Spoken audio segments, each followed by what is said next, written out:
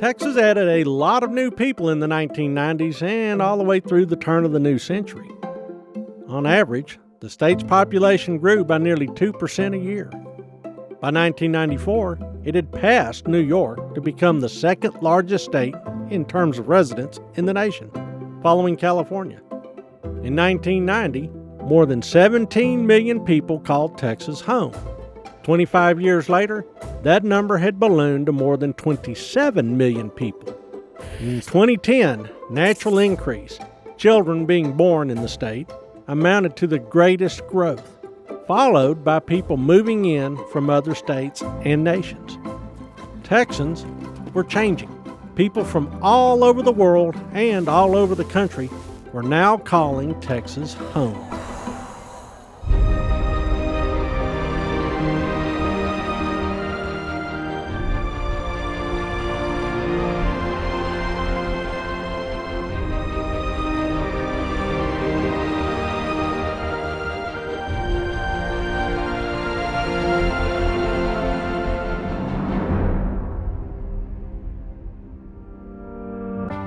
Nearly 15% of all Texans were immigrants by 2015. Mexico supplied most, with more than half coming from that country. There were also people from other nations coming too. People from India, El Salvador, Vietnam, and Honduras also created sizable communities in Texas.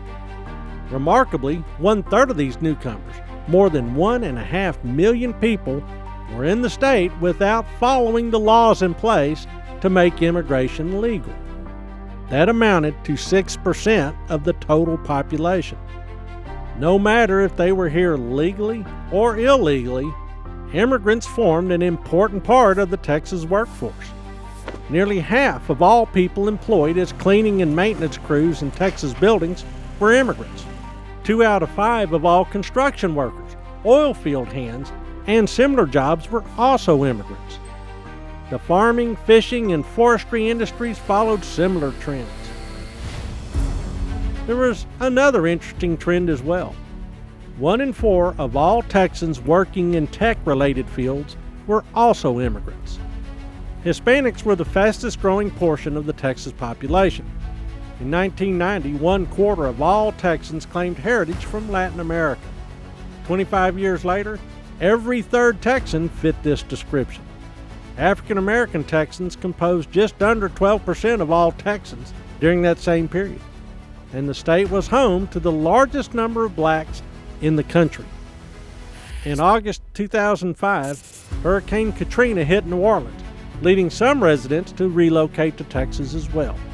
At the same time, white Americans, which had been the most numerous in the state since the 1830s, grew outnumbered by their neighbors as Texas crossed into an interesting new category.